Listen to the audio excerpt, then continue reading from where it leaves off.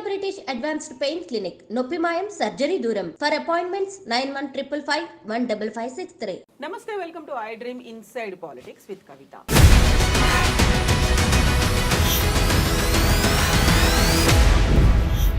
తెలంగాణ తల్లి అంటే ఒక భావన కాదు, 4 కోట్ల ప్రజల భావోద్వేగం అంటూ సీఎం రేవంత్ రెడ్డి ఈరోజు అసెంబ్లీలో ఉపన్యసించారు. ఎట్ ద సేమ్ టైం ప్రతి సంవత్సరం డిసెంబర్ 9న తెలంగాణ తల్లి అవతరణ వేడుకగా జరుపుకోవాలంటూ రాష్ట్ర ప్రభుత్వం ఒక జీవోను కూడా రిలీజ్ చేసింది. అయితే తెలంగాణ తల్లి సరికొత్త రూపురేఖలు విగ్రహం మీద ఎందుకంత వివాదం చెలరేగుతోంది. మనతో పాటుగా ఉన్నారు పొలిటికల్ అనలిస్ట్ వి ప్రకాష్ గారు. ప్రకాష్ గారు, నమస్కారం అండి.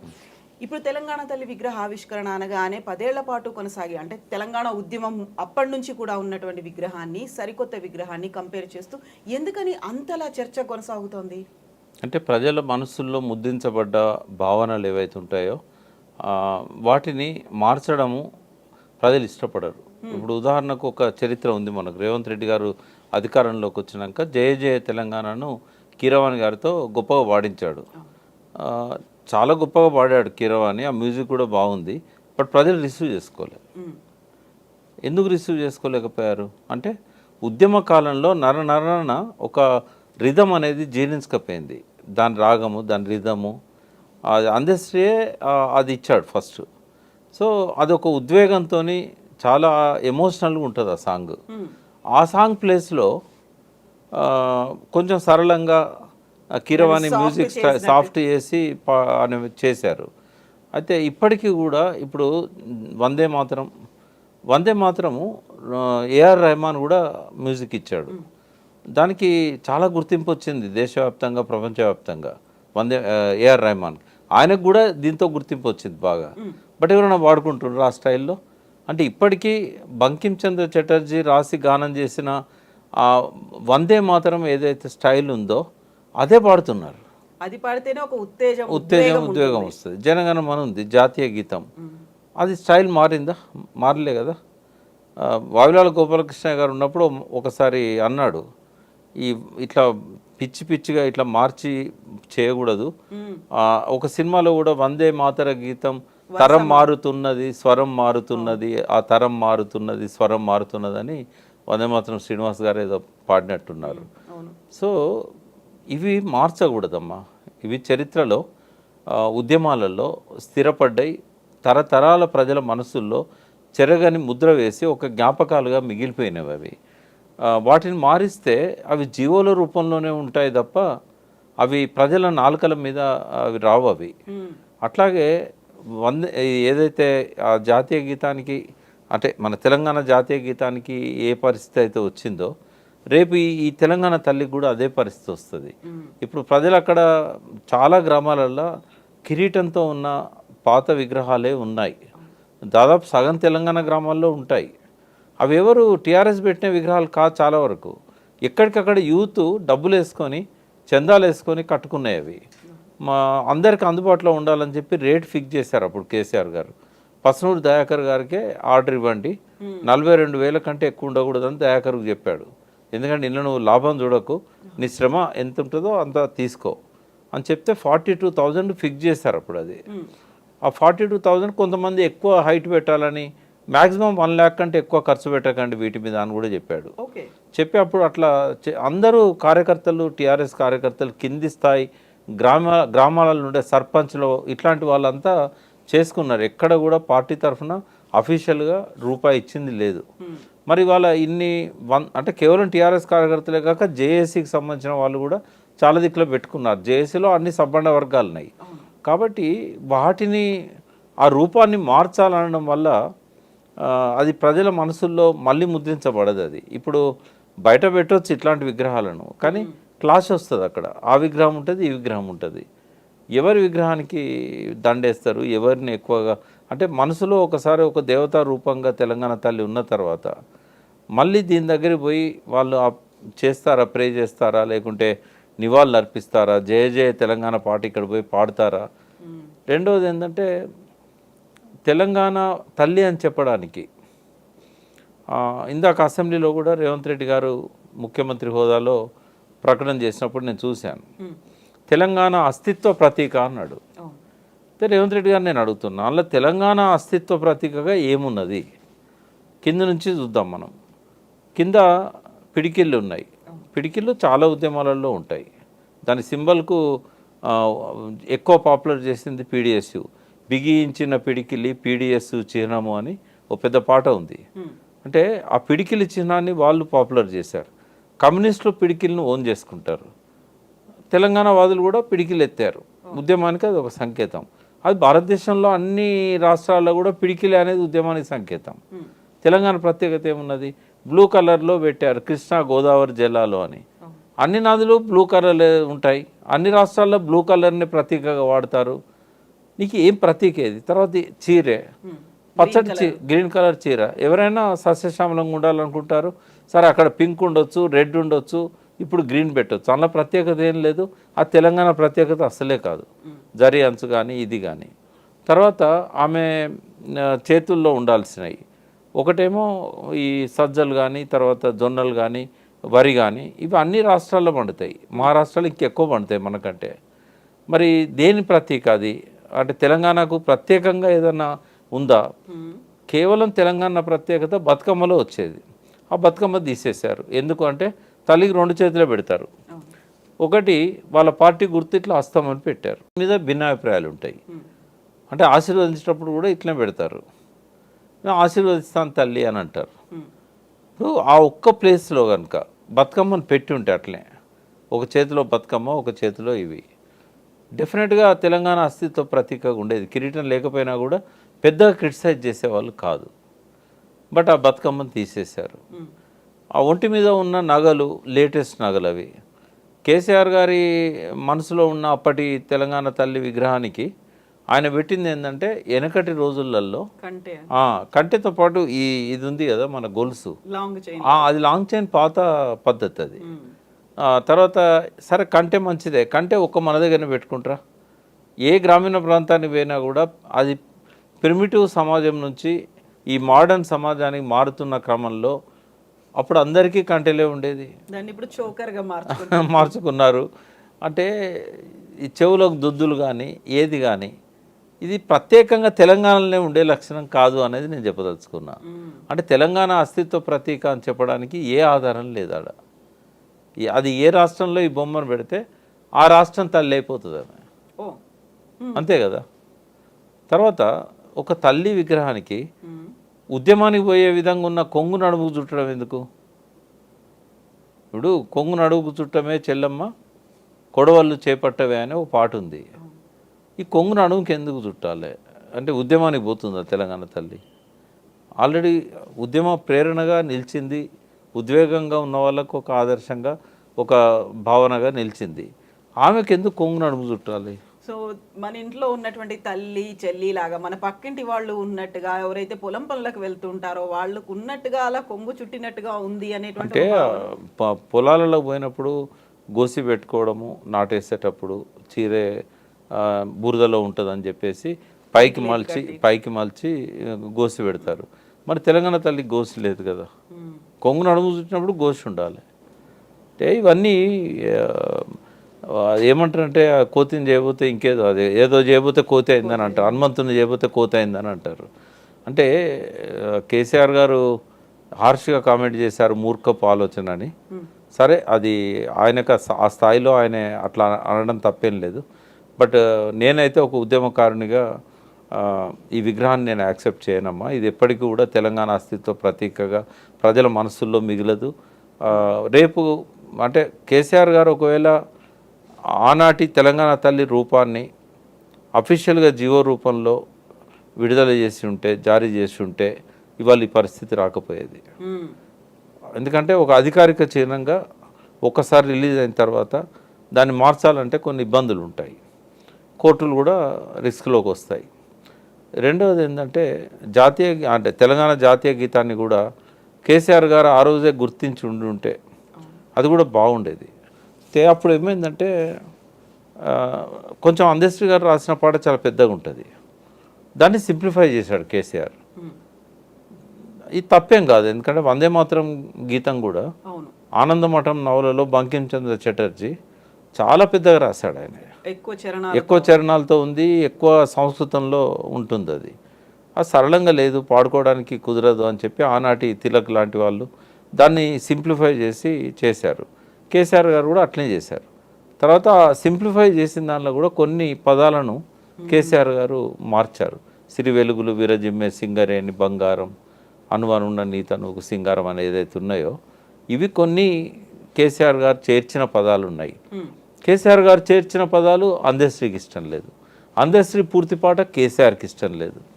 ఈ వివాదంలో వేరే పాటను డిక్లేర్ చేయలేదు, ఈ పాటను కాదనలేదు, ఈ పాటను అఫీషియల్గా డిక్లేర్ చేయలేదు.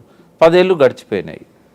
సో ఆయన అప్పుడే కనుక దీన్ని పాడించి రికార్డ్ చేసి దీన్నే అఫీషియల్గా జాతీయ గీతంగా ప్రకటించుంటే రేవంత్ రెడ్డికి అవకాశం రాకపోయేది. ఈ రెండు కేసీఆర్ చేయలేని. ఇప్పటికి కూడా అమరవీరుల స్తూపం ఇప్పటికీ ఇనాగ్రేషన్ నోచుకోలే, అది ప్రజలే దాన్ని ఓన్ చేసుకున్నారు. దానికి కూడా ఒక అఫీషియల్గా జీవో రావాల్సి ఉన్నది. కాకుంటే ఎక్కా యాదగిరిరావు గారు ఆ స్తూపం చేసిన వారికి ఆ గవర్నమెంట్ డబ్బులు ఇవ్వలేదు, బ్రహ్మానంద రెడ్డి గవర్నమెంట్, తర్వాత పివి నరసింహారావు గవర్నమెంట్, అప్పుడు పివి నరసింహారావు గవర్నమెంట్ డబ్బులు ఇవ్వలేదు, తర్వాత వచ్చిన వెంగళరావు గవర్నమెంట్ డబ్బులు ఇవ్వలేదు. పాపం సొంత డబ్బులతోనే నిర్మించుకున్నాడు ఆయన. ఒక ఫస్ట్ ఇన్స్టాల్మెంట్ ఏదో కొద్దిగా ఇచ్చారు జిహెచ్ఎంసీ వాళ్ళు. ఆయన ఇప్పటికి ఒకటే అడుగుతాడు, నాకు డబ్బులు ఇవ్వకపోయినా పర్వాలేదు, ఉన్నాడు, బతికే ఉన్నాడు, ఆ కనీసం నేను చనిపోయే లోపల దాన్ని ఇనాగ్రేట్ చేయండి. 10 సంవత్సరాలు టీఆర్ఎస్ నాయకులకు చెప్పాడు, కేసీఆర్ గారికి చెప్పాడు, కానీ అది నోచుకోలేదు. నేను రేవంత్ రెడ్డి గారిని రిక్వెస్ట్ చేస్తున్నా, దాని రూపాన్ని మార్చకుండా, దాన్ని ఏం ముట్టుకోకుండా ఒకరోజు పోయి అఫీషియల్గా దాన్ని జీవో ద్వారా రికగ్నైజ్ చేయండి. ఇప్పటివరకు ఆయన ఎప్పుడు నాకు అమరవీరుల స్తూపం దగ్గర అమరులకు నివాళులు అర్పిస్తున్న ఫోటో కూడా నాకు దొరకలేదు. తప్పుంటే కరెక్ట్ చేయండి. ఆయన పోలేదని నేను అనుకుంటున్నాను అమరవీరుల స్తూపం. ఈ రోజు అసెంబ్లీకి వెళ్లే ముందు బీఆర్ఎస్ ఎమ్మెల్యేలు ఎమ్మెల్సీలు అందరూ అక్కడికి వచ్చారు, నినదించారు, పాట కూడా పాడి అక్కడి నుంచి అందరూ కలిసి వెళ్ళారు. వీళ్ళు వెళ్ళిన తర్వాత కాంగ్రెస్ లీడర్లు వచ్చి అమరవీరుల స్తూపాన్ని శుద్ధి చేసి వెళ్ళిపోయినటువంటి విజువల్స్ అయితే మన దగ్గరకు వచ్చాయి. బట్ అక్కడ ఆ సభలో సీఎం రేవంత్ రెడ్డి ఒక మాట అంటున్నాడు, తెలంగాణ సోనియమ్మ ఇస్తేనే వచ్చింది, సోనియమ్మ లేకపోతే ఒక తరం మళ్ళీ ఎదురు చూడాల్సిన పరిస్థితి ఉండేది అని స్వయంగా కేసీఆరే చెప్పారు. అలాంటప్పుడు బీఆర్ఎస్ లీడర్లు ఎందుకు రాలేదు, కేసీఆర్ కూడా ఎందుకు రాలేదు అనేటువంటి ఒక ప్రశ్న వేస్తున్నారు. ఎట్లా చూస్తున్నారు ఈరోజు జరిగినటువంటి హడావిడి కావచ్చు, అరెస్టులు కావచ్చు, వీటన్నిటిని? అంటే ఒకటి ఏంటంటే ఇవాళ చారిత్రకంగా చాలా ప్రాధాన్యత గల దినము. ఇక్కడ సోనియా గాంధీ తెలంగాణ ఇచ్చిందని చెప్పడానికి, బట్ డిసెంబర్ 9ని సోనియా గాంధీ మొదటి ప్రకటన చేసిన సందర్భం. అంటే కాంగ్రెస్ చరిత్రలోనే తెలంగాణ రాష్ట్ర ఏర్పాటు కోసం అత్యున్నత కమిటీ సిడబ్ల్యూసి కావచ్చు, లేకుంటే యూపీఏ గవర్నమెంట్ కావచ్చు, మొట్టమొదటిసారి డిసిషన్ తీసుకున్న రోజు కాబట్టి ఈ రోజుకు ప్రాధాన్యత ఉంటుంది. టీఆర్ఎస్ కూడా కేసీఆర్ దీక్ష వల్లనే ఆ దీక్ష మాన్పించడానికే ఈరోజు ఆ డిసిషన్ తీసుకున్న సోనియా గాంధీ కాబట్టి డెఫినెట్గా కేసీఆర్ గారి పేరు కూడా అందులో మిళితమై ఉంటుంది. అయితే బీఆర్ఎస్ డెఫినెట్గా ఈ డిసెంబర్ 9ని తెలంగాణ ప్రకటన ఇప్పించిన రోజుగా సెలబ్రేట్ చేసుకోవాలి. ఎందుకంటే దీక్షా దివస్ నవంబర్ 29 కంటిన్యూయేషన్ లాగా ఉంటుంది. దీక్ష మొదలుపెట్టిన రోజును కాదు సెలబ్రేట్ చేసుకునేది. వాస్తవంగా దీక్ష మొదలుపెట్టిన రోజు one of the milestone, but దీక్ష సఫలమైన రోజు కదా. దానివల్ల మైలేజ్ ఎవరికి ఎక్కువ వస్తుంది? కేసీఆర్ దీక్ష విరమించడానికే ఈ ప్రకటన ఇచ్చారు అని అంటే ఇచ్చింది వాళ్ళైనా తెచ్చింది తనే అనేది ఇక్కడ వస్తున్నది కదా. ఇంకొకటి కూడా వస్తుంది, డిసెంబర్ 9ని కాంగ్రెస్ క్లెయిమ్ చేసుకోవడానికి లేదు. ఎందుకు అనంటే ప్రకటన ఇచ్చి అటకెక్కిచ్చిందిగా. ఇప్పుడు డిసెంబర్ 9కి ప్రాధాన్యత ఎప్పుడు వచ్చేది? నువ్వు డిసెంబర్ 23 నాడు ఇంకో ప్రకటన నువ్వు చేయకపోయి ఉంటే డిసెంబర్ 9కి మీరు క్లెయిమ్ చేసుకోవచ్చు. బట్ మీరు డిసెంబర్ 9 ప్రకటన చేసి అటకెక్కించడం వల్ల 1200 మంది బలిదానాలు చేసుకున్నారు కదా. ఎందుకు అటకెక్కించామో ఒక ప్రాపర్ రీజన్ కానీ ఏది చేయలేదు కదా. ఆ రోజు కనుక సోనియా గాంధీ ఒక చిన్న పని చేసి ఉంటే అసలు ఇంతమంది చనిపోయే వాళ్ళే కాదు. ఏమనంటే ఏ పరిస్థితులల్లో నేను దీన్ని వాయిదా వేయాల్సి వచ్చింది. సరే చిదంబరం చెప్పేది అఫీషియల్గా హోమ్ మినిస్టర్గా అని చెప్తాడు, సంప్రదింపులు జరపాల్సిన అవసరం ఏర్పడ్డది, ఎందుకంటే ఈ డిసిషన్ వల్ల ఆంధ్రలో వ్యతిరేకత వచ్చింది, అది దాన్ని అధికారికంగా చేయనియండి.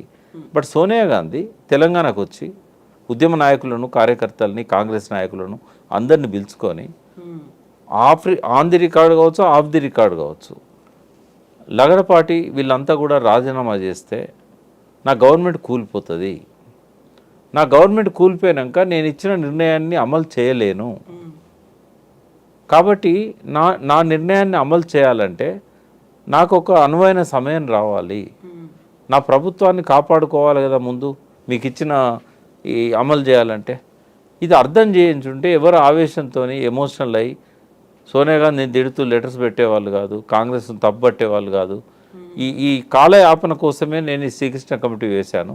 శ్రీకృష్ణ కమిటీ కూడా తెలంగాణకు రికమెండ్ చేస్తుంది, మీరేమీ ఆందోళనకు గురి కావద్దు అని చెప్పుంటే జయశంకర్ లాంటి వాళ్ళకి క్యాన్సర్ వచ్చేది కాదు అని ఎంత మదనపడ్డాడు. 5 రోజులు అన్నం తినలేదు, ఎవరితో మాట్లాడలేదు.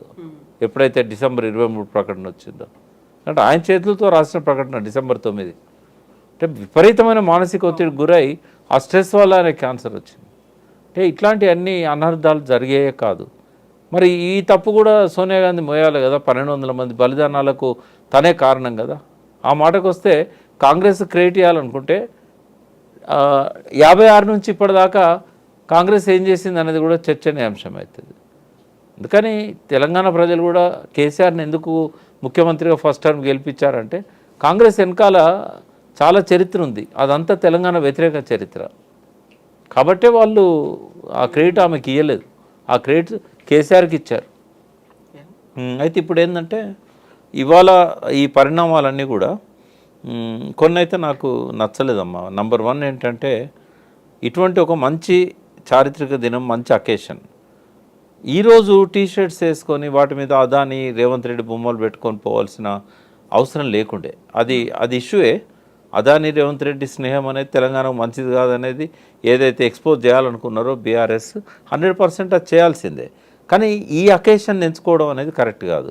ఉదాహరణ మార్నింగ్ సెషన్లో తెలంగాణ తల్లి గురించి భావోద్వేగాల విషయంలో గట్టిగా మాట్లాడి వారి అభిప్రాయాన్ని రికార్డ్ చేసి అవసరమైతే సభ నుంచి వాకౌట్ చేసి మళ్ళీ బయటకు వచ్చి లంచ్ తర్వాత మళ్ళీ రేవంత్ రెడ్డి అదాని బొమ్మలతో పోయి ఉంటే దానికో ప్రాధాన్యత ఉండేది. లేకపోతే వాళ్ళ మాటలకు రికార్డ్ అయితే ఇంకోటి ఏంటంటే ఈరోజే కాకుండా అసెంబ్లీ ఇంకా ఉంది కదా, రేపైనా పోవచ్చు కదా. అది అంటే నేను అనేది ఏంటంటే ఈ అకేషన్ను వాళ్ళు ఆ రకంగా మిస్యూజ్ చేసుకున్నారేమో అనేది నా భావన. బయట ఎంత మాట్లాడినా అది రికార్డు కాదు. రెండవది ఏంటంటే వాళ్ళు ప్రొటెస్ట్ చేయడము, వాళ్ళని లోపలికి రానియకపోవడము. అంటే ఒకటి ఏంటంటే నేను కూడా కనుక్కున్నా, నాకు తెలిసి అసెంబ్లీ ప్రోటోకాల్స్ అంటూ ఈ డ్రెస్ కోడ్ గురించి ఏం లేవు. బట్ ఒక సాంప్రదాయం ఏంటంటే ఏమన్నా పెట్టుకొని లోపలికి వచ్చినప్పుడు ఆబ్జెక్షన్ చేస్తారు. ఈ అదాని రేవంత్ రెడ్డి బొమ్మలు వేసుకో ఒకవేళ నిజంగానే టీషర్ట్స్ మీద పోయి ఉంటే నాకు తెలిసి రూలింగ్స్ అయితే ఏమున్నట్లేవు, ఏది టీషర్ట్స్ మీద లోపలికి రావద్దు. ఎందుకంటే చాలాసార్లు చాలామంది ఎమ్మెల్యేలు టీషర్ట్స్ మీద లోపలికి పోయారు. ఇదే క్వశ్చన్ బీఆర్ఎస్ కూడా అడుగుతుంది. ఈ రోజు రాహుల్ గాంధీ పార్లమెంట్ కి ఇలాగే అటెండ్ అయ్యారు కదా, ఆయన కూడా టీషర్ట్ వేసుకుని అదాని బొమ్మతోనే వచ్చినప్పుడు అంటే పార్లమెంట్లో కానీ అసెంబ్లీలో కానీ ప్రోటోకాల్స్ అయితే లేవు. బట్ స్పీకర్స్ ఎప్పుడైనా రూలింగ్ ఇచ్చుంటే అది డెఫినెట్గా అనివార్యత అవుతుంది. ఇప్పుడు రాహుల్ గాంధీని అక్కడ పార్లమెంట్లో అలౌ చేసినప్పుడు ఇక్కడ వీళ్ళని కూడా అలౌ చేయాలి. కాబట్టి అది గవర్నమెంట్ తప్పుడు నిర్ణయంగానే భావించాలి. వీళ్ళని లోపలికి రానియకపోవడం అనేది ఆక్షేపణీయం. వీళ్ళు కూడా ఈ సందర్భాన్ని ఉపయోగించుకోకపోయి ఉంటే ఇంకా బాగుండేది. ఎందుకంటే తెలంగాణ తల్లి మీద వాళ్ళ నిరసనను అసెంబ్లీ సాక్షిగా లోపల చేస్తుంటే చాలా మైలేజ్ వచ్చేది, తెలంగాణ ఉద్యమకారుల మనోభావాల మీద ఒక పాజిటివ్ ఎఫెక్ట్ ఉండేది. బట్ అది చేయలేకపోయారు. బయట ప్రొటెస్ట్ చేశారు, బట్ అది అంతగా లోపల చేసినంతగా ప్రభావితం అయితే చేయలేదు. అది అయితే ఇంకొక విషయం కూడా ఇక్కడ నేను చెప్పదలుచుకున్నా. ఇందాక రేవంత్ రెడ్డి ఒక మాట అన్నాడు, ఇదేంటంటే ప్రతి ఒక్కరము మన తల్లిని అందులో చూసుకోవచ్చు అని.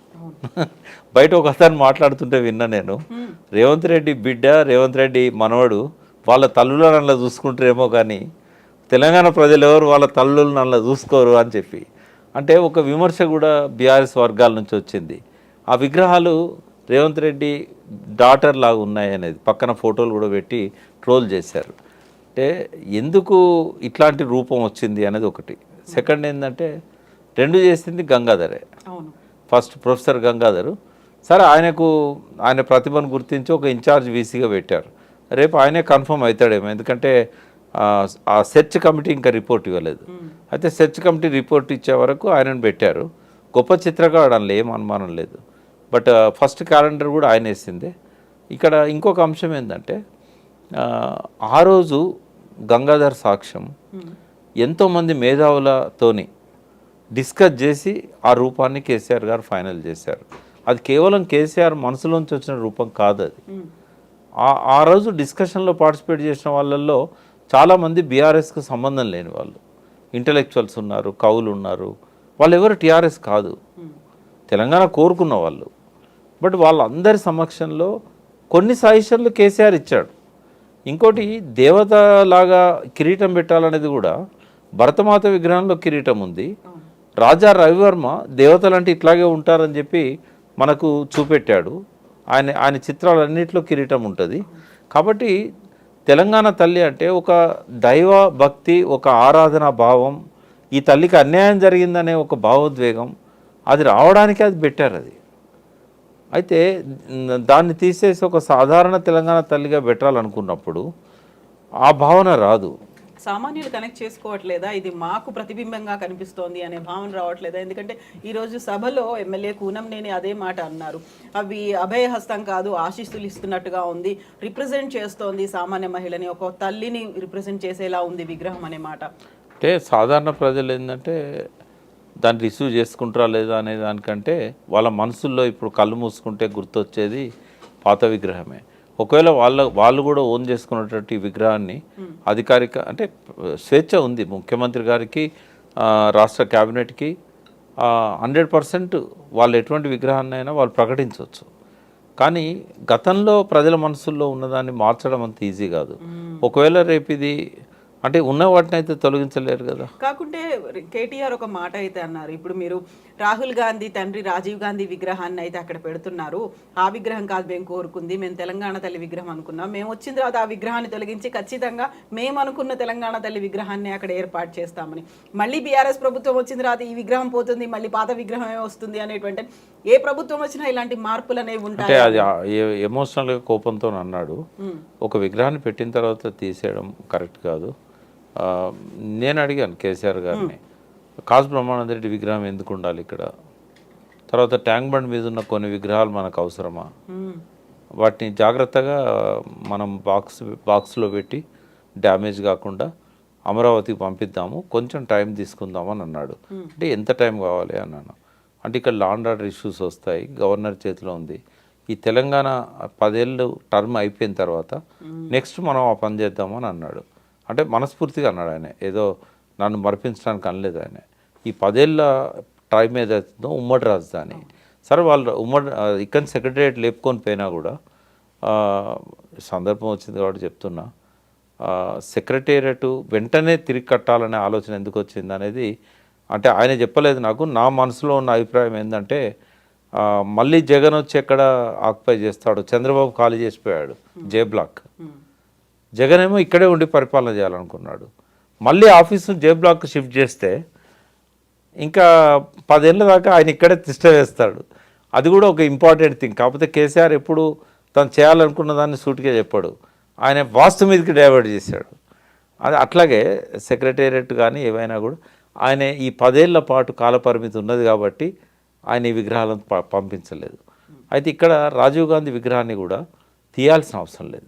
తెలంగాణ తల్లి కోసం పెట్టిన జాగాలో ఈయన రాజీవ్ గాంధీ విగ్రహాన్ని పెట్టినా కూడా రాజీవ్ గాంధీ విగ్రహాన్ని తీయకుండానే ఇంకొక అక్కడి దగ్గరలోనే ఇంకొక ప్లేస్ క్రియేట్ చేసి అక్కడ తెలంగాణ తల్లి పెట్టవచ్చు. అదేం పెద్ద కష్టమైన పని అయితే నేను అనుకోవడం లేదు. చాలా పెద్ద స్పేస్ ఉంది ఆడ. ఆల్రెడీ అమరవీరుల స్తూపం ముందు తెలంగాణ తల్లి బొమ్మ ఉన్నది, అది లేదని కాదు అది. మరి ఇప్పుడు రేవంత్ రెడ్డి అది కూడా మారుస్తాడా? అది తెలంగాణ తల్లి విగ్రహము బంగారు పూతతోని, ఒరిజినల్ బంగారు పూతతో ఉంది. ఏదో అమరవీరుల స్తూపం ఏదైతే అది కట్టిన్లో కొత్తగా దీని పక్కనే జ్యోతి, అక్కడ దానికి ఎదురుగా ఉందిగా తెలంగాణ తల్లి విగ్రహం. అంటే మళ్ళీ కూడల్లో పెడితే మంచిదే, లోపల పెట్టే బదులు. ఒకవేళ కూడల్లో పెట్టాలనుకున్నప్పుడు ఇంకొక ప్లేస్ ఐలాండ్ క్రియేట్ చేయవచ్చు ఆడ. ఐలాండ్లో పెట్టుకోవచ్చు, ఇబ్బంది ఏం లేదు. ఇప్పుడు కొంచెం పైకి వచ్చాక ఇప్పుడు సెక్రటరియట్ ముందు నుంచి మనం స్ట్రేట్ పోతున్నప్పుడు ఇమ్మీడియట్ లెఫ్ట్ తిరిగి అక్కడ ఫస్ట్ లెఫ్ట్ ఆడ కూడా ఒక ఐలాండ్ క్రియేట్ చేయొచ్చు. ఇంకా ఐలాండ్స్ ఎన్నైనా క్రియేట్ చేసుకోవచ్చు, ఎక్కడైనా పెట్టుకోవచ్చు. పాత విగ్రహాలను తొలగించాలనుకున్నప్పుడు అతను ప్రజలకు ఆమోదం కాని వ్యక్తి అయితే తొలగించవచ్చు. రాజీవ్ గాంధీ ప్రజలకు ఆమోదం కాని వ్యక్తి కాదు. ఆయన సాక్రిఫైస్ చేశాడు దేశం కోసం. ఎప్పుడో ఆయన మంచి విజనరీ కూడా. రాజీవ్ గాంధీ చనిపోకపోయి ఉంటే దేశం ఇంత దరిద్రంగా దౌర్భాగ్యంగా తయారయ్యేదే కాదు. కాబట్టి ఆయన విగ్రహాన్ని తొలగించాలనేది ఒక ఎమోషనల్ భావోద్వేగాలను మళ్ళీ లేపడానికి ఇదవుతుంది.